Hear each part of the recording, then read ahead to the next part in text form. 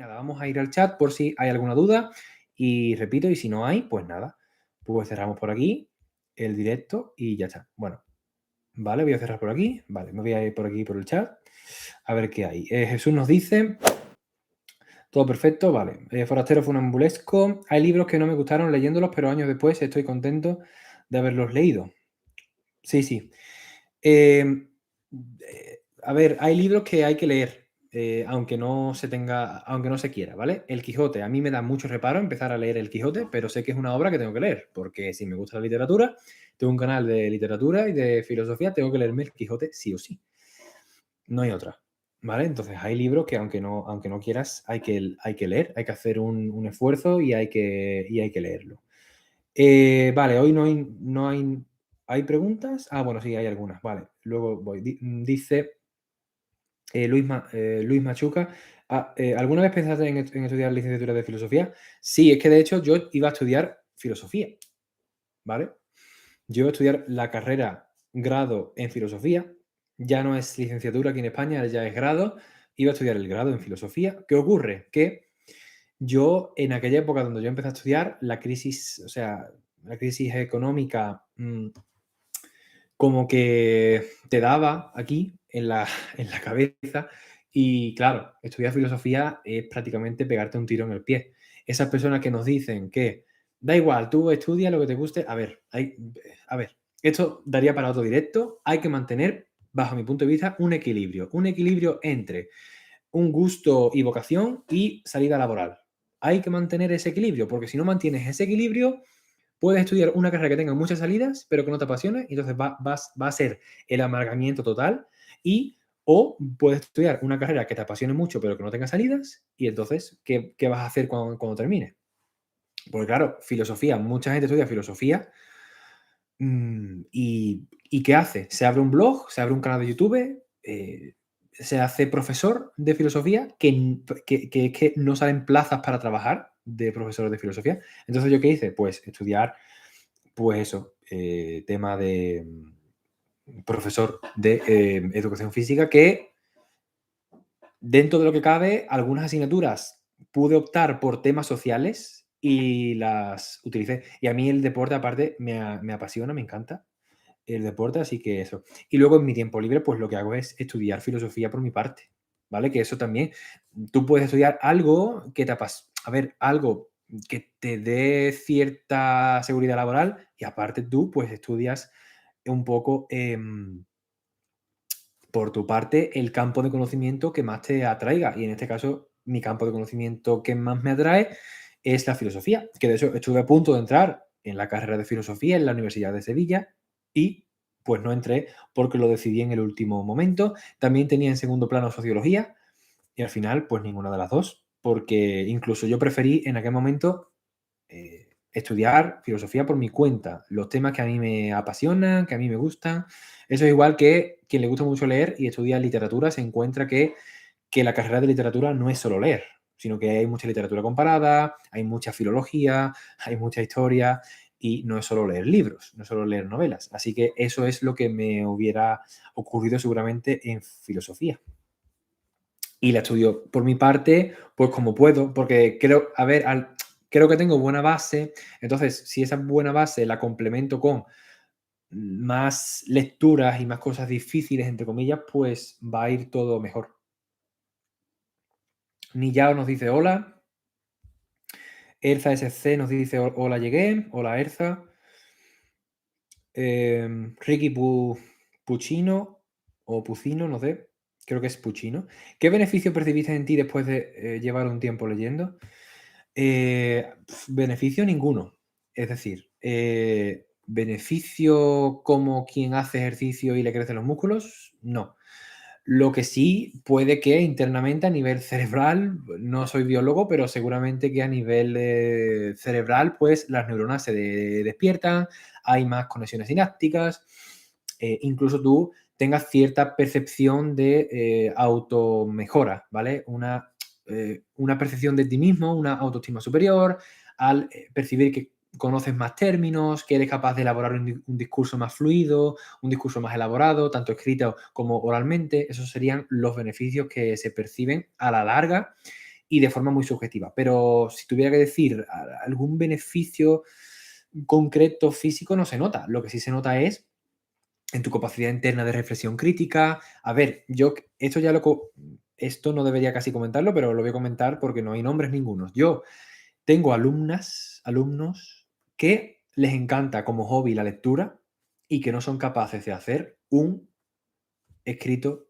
crítico sobre algún tema, ¿vale? Si yo les pido que me hablen sobre su opinión sobre, por ejemplo, la guerra en Ucrania, qué opinan ellos, no tienen ni idea, ¿vale? No tienen ni idea, pero no solo porque no se han informado en la televisión, sino que no tienen ni idea de elaborar un discurso crítico, argumentativo, una tesis, ¿vale? Presentar una tesis con cosas en contra, opiniones, estoy de acuerdo, no estoy de acuerdo, I agree, I disagree, ¿no? Como dicen los ingleses. Pues yo tengo alumnos que han leído muchos libros y que no tienen ni idea. Así que la lectura, esto ya os digo, lo abordaré en el directo de la semana que viene de si soy más listo por leer.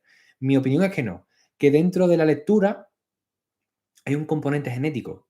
Si el componente genético no está, no lo incorporas de serie, de nacimiento, en el sentido de tú tienes unos genes predispuestos a hacer un buen discurso y a tener una buena oralidad y escritura, eso se refuerza con la lectura. Pero si no tienes eso, por mucho que leas, no vas a poder escribir. Y los beneficios son eso, ¿vale? Potenciar tus dotes previas o mejorarlas, ¿vale?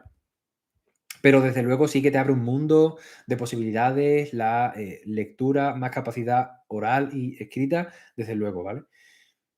Y nos dice, ¿es mejor leer en voz alta o en silencio? Bueno, yo en silencio, ¿vale? Yo, obviamente, cuando alguien es pequeño, tiene menos edad, pues para concentrarse tiene que leer en voz alta, pero yo, sinceramente, no concibo la lectura en voz alta. La concibo en silencio porque me sale así, ¿vale? Johnny Malone nos dice, está bueno, supongo que será del microrelato. Sobre tu escrito noté que fuiste muy descriptivo. ¿Has leído a Edgar Allan Poe? He leído algún relato de Edgar Allan Poe. Edgar Allan Poe es este del gato, ¿no? El gato negro, ¿no? Sí, he leído algo de Edgar Allan Poe, pero no recuerdo ahora mismo porque soy muy malo para los nombres de los relatos, pero sí, sí, he leído algo y la verdad que me gustó cuando lo leí. Somos 15. Somnus 15. Nos dice: Hola, pues me ha gustado el relato. Además, mientras lo leías, me has trasladado directamente a un retrato campestre, como si describieras minuciosamente una escena y alrededores de un hombre abatido. Sí, sí, sí. Eso fue eh, el objetivo principal: conmover. Conmover con lo que estaba contando. Y desde luego, sí, es una escena campestre brutal, ¿no? De lo que viene siendo un obrero trabajando en este caso en la hostelería. Es como la escena de un cuadro y ayudado a la narración has conseguido meterme dentro de la escena y sentir todo aquello que describes. Gracias por compartirlo. Pues de nada, Somnus, y ahí lo tienes, ¿vale? Lo he puesto ahí en Google Drive por si lo quieres descargar. Esto está abierto porque este microrelato además está ya publicado en una antología. Así que no hay derechos de autor ni nada. Además, es una narración mía que yo la he querido compartir con todos vosotros.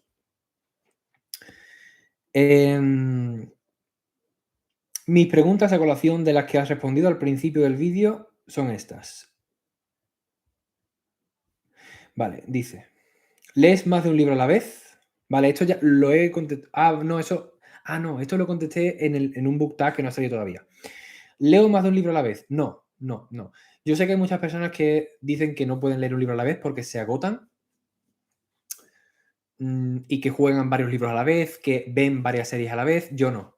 Yo no dejo ningún libro a la mitad y solamente leo el libro que estoy leyendo. Ahora mismo estoy leyendo El proceso de Kafka y no hay otro libro para mí en el mundo. Solamente está este libro. Este libro. Porque además yo soy fácil de confundir argumentos, ¿vale? Entonces prefiero centrarme en este libro y cuando lo desgrane, cuando lo subraye, cuando lo anote, cuando apunte las transcripciones para hacer la reseña, entonces ya lo dejo y empiezo el siguiente, que será Crimen y Castigo, pero no leo dos libros a la vez. ¿Cuánto tiempo le dedicas a la lectura al día? Esto depende de lo que de cómo esté planteado el día para mí, de lo que me pide el cuerpo, como se dice. Yo no tengo un tiempo estipulado porque soy antihorario en el sentido de ni propósitos de año nuevo, yo no soy ni de dividirme el horario como si yo fuera una máquina, como si yo fuera un algoritmo.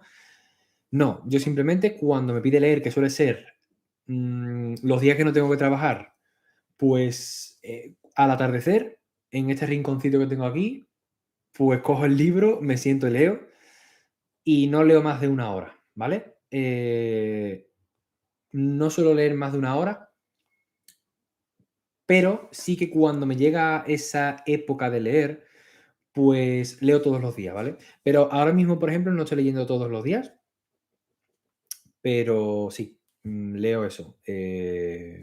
A la semana unas 4 o 5 veces, es decir, unas 4 o 5 horas a la semana aproximadamente. Que eso daría para aproximadamente mm, un libro y medio, aproximadamente, dependiendo del libro. Obviamente, Crimen y Castigo me va a llevar mucho más. Vale. ¿Cuánto tiempo te dedicas a la lectura al día? Ah, vale. Eso ya. ¿Te importa imponer el volumen a la longitud de un libro? Sí, sí me impone. Me impone el que más me impone, porque Ana Karenina, he estado leyendo algunas páginas y es bastante, a ver, no voy a decir fácil, pero es bastante abordable. Pero, por ejemplo, El Quijote no es abordable. El Quijote de Miguel de Cervantes no es un libro abordable porque es un castellano antiguo, son palabras bastante descatalogadas del uso habitual del español que van a requerir un esfuerzo mental grande. Entonces, en principio me echa para atrás, pero El Quijote hay que leerlo y este año me he propuesto leerlo sí o sí.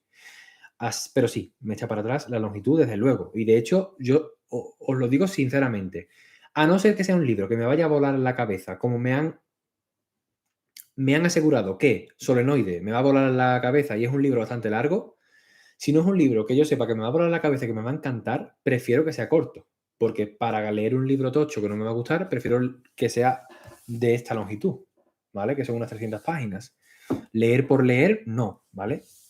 Pero sí, sí, sí que me impone y yo prefiero libros, sobre todo que tengan calidad, ¿vale? Porque si El Extranjero hubiera durado 500 páginas, me da igual porque me lo hubiera leído perfectamente.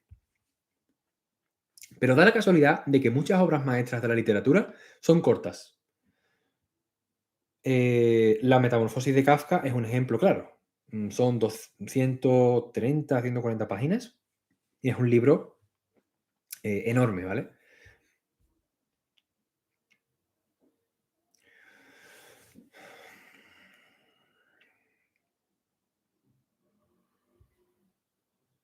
¿Qué libros te han dejado algún tipo de vacío o nostalgia al acabar de leerlos? ¿Sueles volver a leer? Sí. El libro que más nostalgia me dejó fue El árbol de la ciencia, de Pío Baroja. Libro del que tengo que hacer alguna reseña en el canal, porque es uno de los libros que para mí no ha entrado en el top 10 de este año porque no lo he leído este año.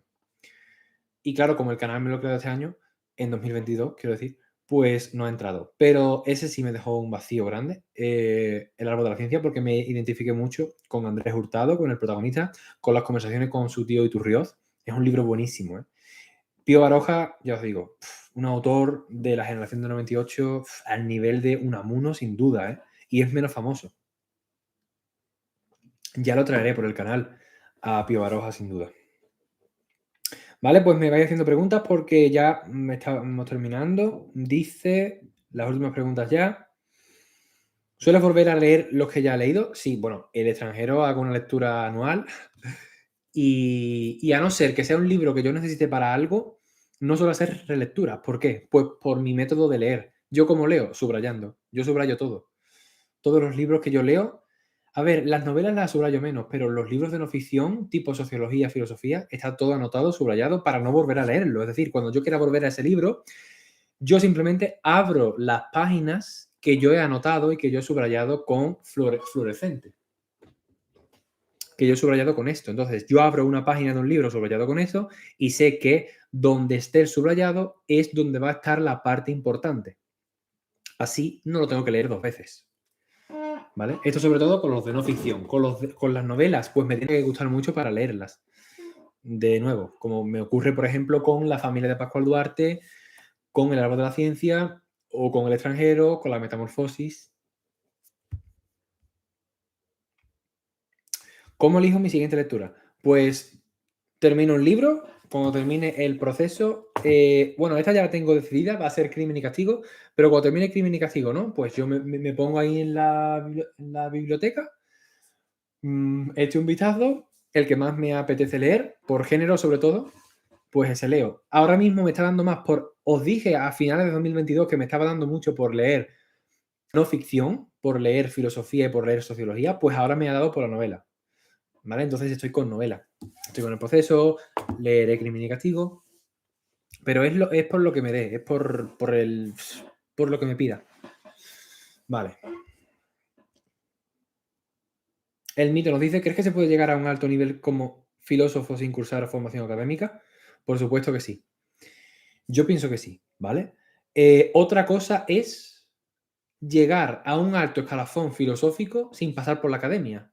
Es decir, si no estudias filosofía y haces un máster y un doctorado, tu opinión como filósofo va a estar pues por detrás de cualquier filósofo de pacotilla. Esto ocurre en España. En España tenemos mucha envidia de las personas que nos superan en capacidad intelectual.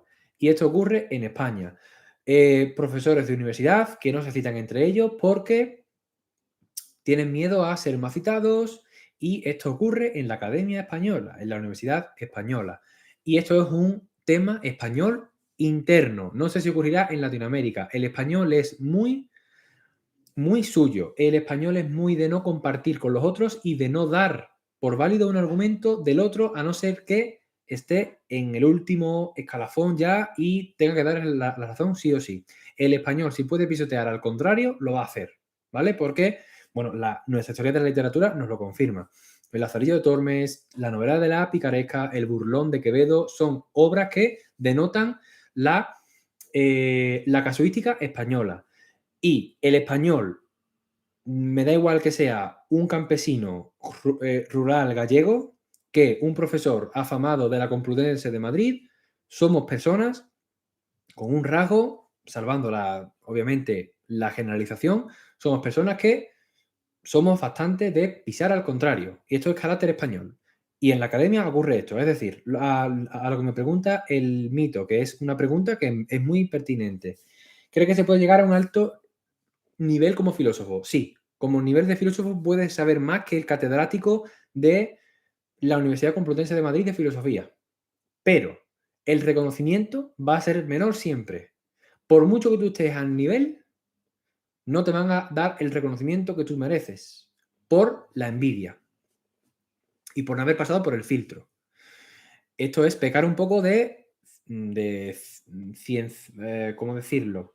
Bueno, como un paradigma científico, sí o sí, ¿vale? Como pasar por la academia para validar tu opinión. Es decir, tu opinión como filósofo va a valer menos si no has pasado por la universidad.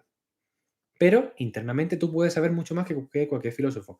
Esto me ocurrió hace poco con una serie de Netflix. Vi una serie de Netflix que recomiendo desde aquí, se llama, ¿cómo es? Los Apocalipsis del pasado, que es un arqueólogo no mainstream, es decir, un pseudoarqueólogo, según los arqueólogos oficiales, dice que es un pseudoarqueólogo. Y el tipo, pues, cree, ¿no? Y ofrece pruebas, la verdad que bastante fidedignas, por lo menos a nivel de pruebas, ¿vale?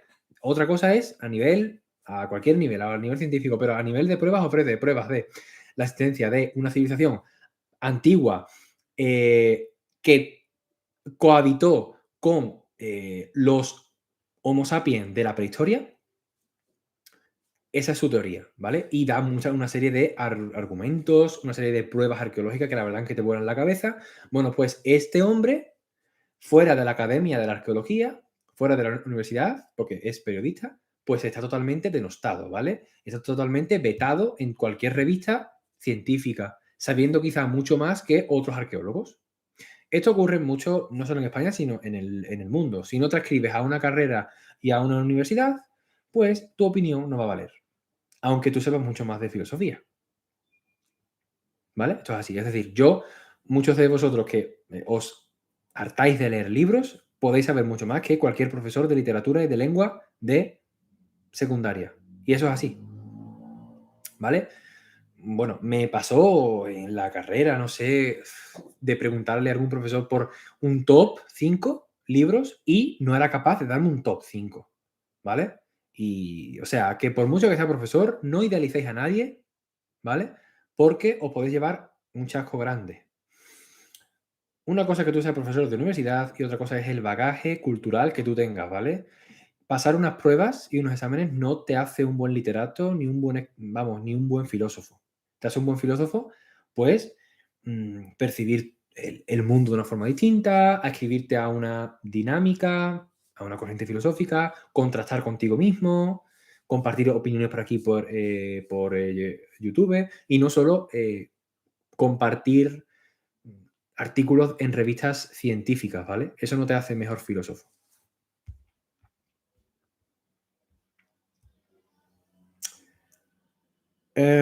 Luis Rollo Antín me dice: buenas noches, ¿has leído o vas a leer el último ensayo de Paul Preciado?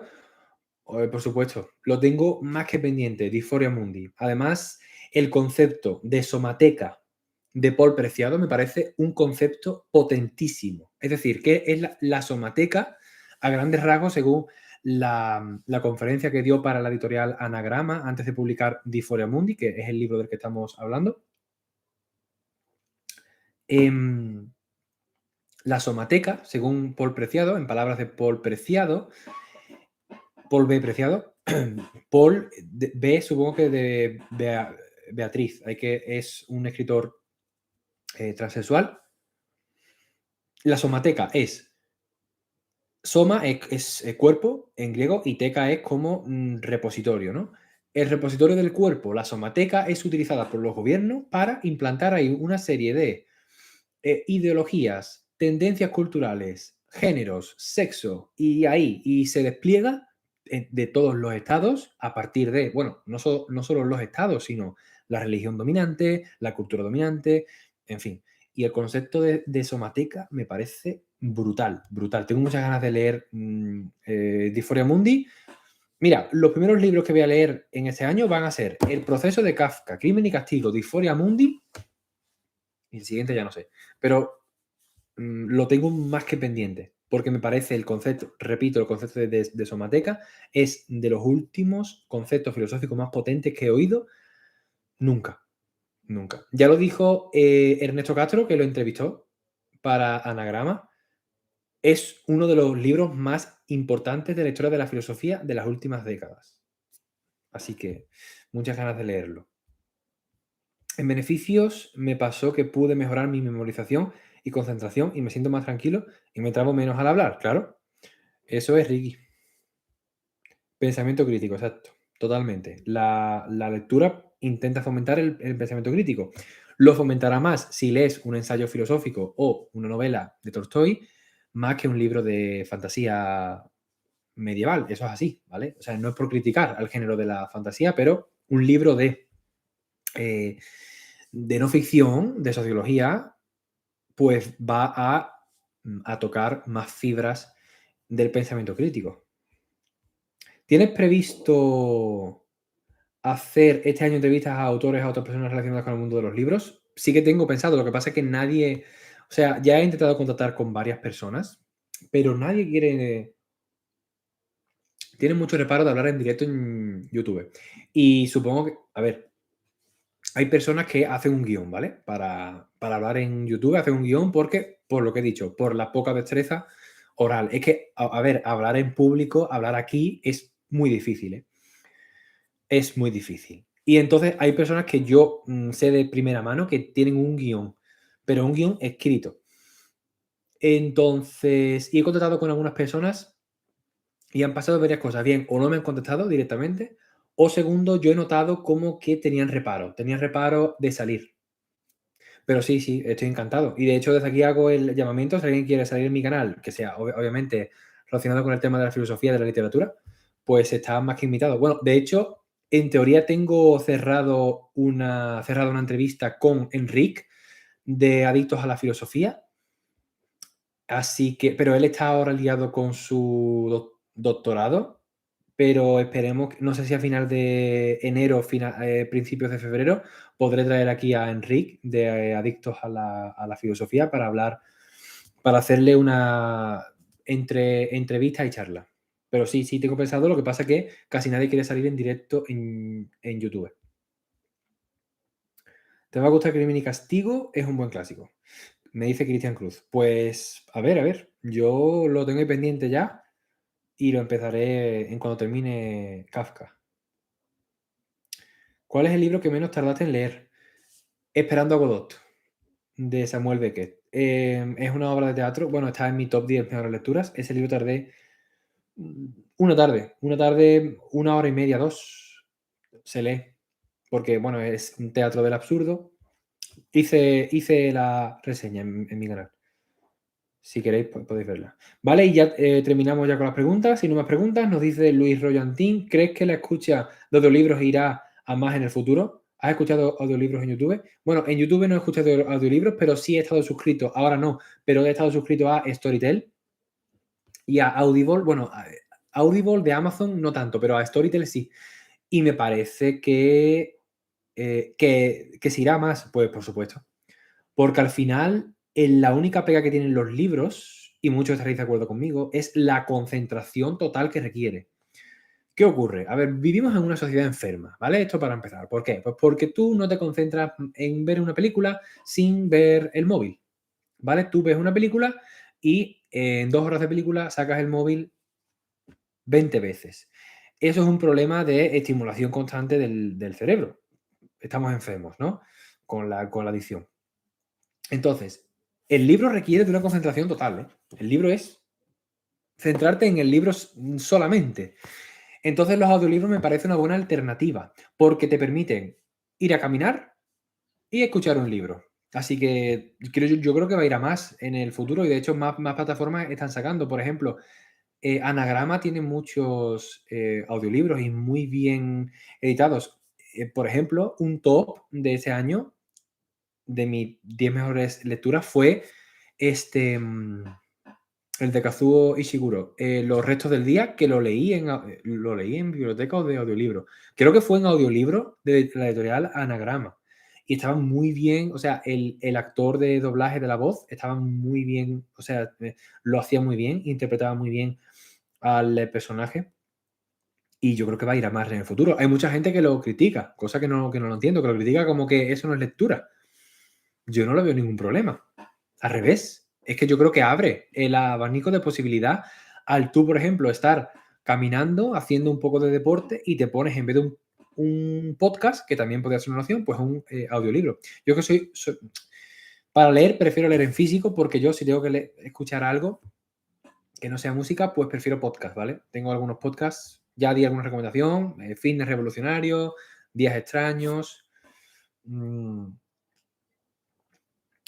y algunos de tecnología también escucho.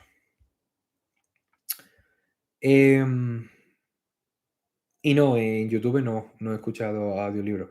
El mito nos dice, y terminamos, ¿eh? Nos dice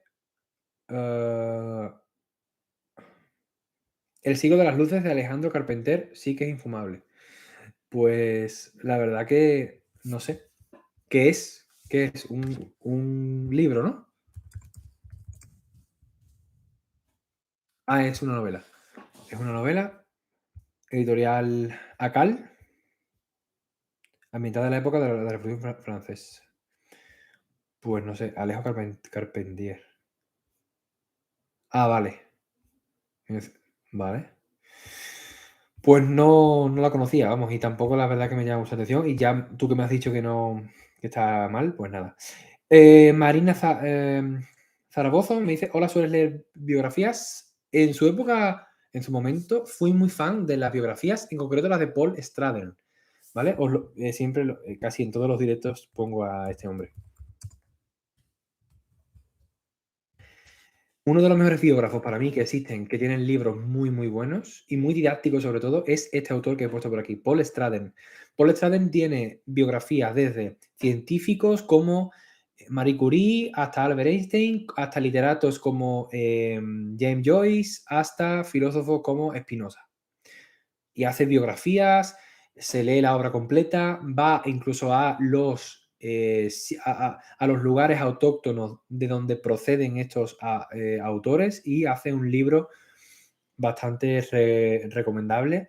La estructura de sus libros de Paul Strassen son, por ejemplo, Spinoza en 90 minutos, Stephen Hawking en 90 minutos. Ese tipo de biografías me parecen muy buenas, las de este hombre, las de Paul Strassen.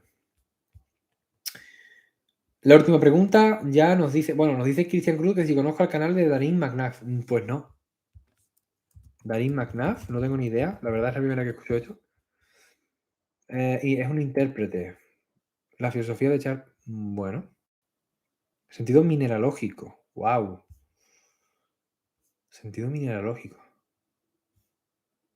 El Tratado de Wittgenstein. Ah, vale, se ve que es un. Justo, ¿no? Ah, mira, pues. Vaya, es una casualidad que esté hablando del Tratatus, que yo lo tengo. Soy tu padre.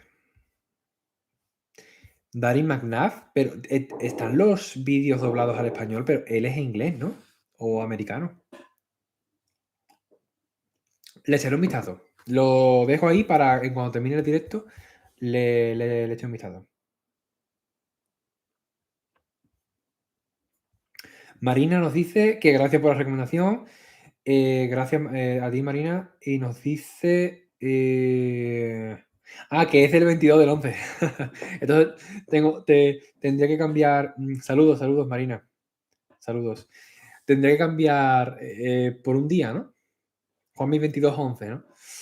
Pues sí, la verdad que las fechas de nacimiento, incluso en correos, en todo, ¿vale? O sea, siempre me sale esa fecha. Pero todo fue culpa también de mi madre, que ella también empezó con 2311 y ya como que todo mi círculo familiar como que se pone 2311 para todo, cosa que no entiendo, no sé.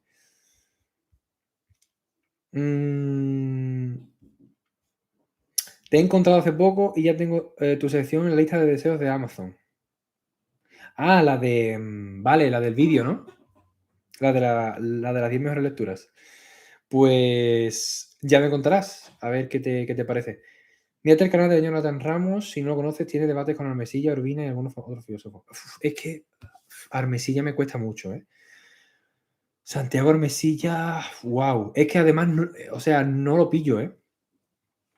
Su material, o sea, o su materialismo eh, es totalmente lo contrario de lo que yo creía, o este hombre es bastante raro. Además, se ve que es, o sea, el izquierdismo de Santiago Armesilla es bastante particular, ¿vale? En fin, pero sí que tengo que indagar en Santiago Armesilla.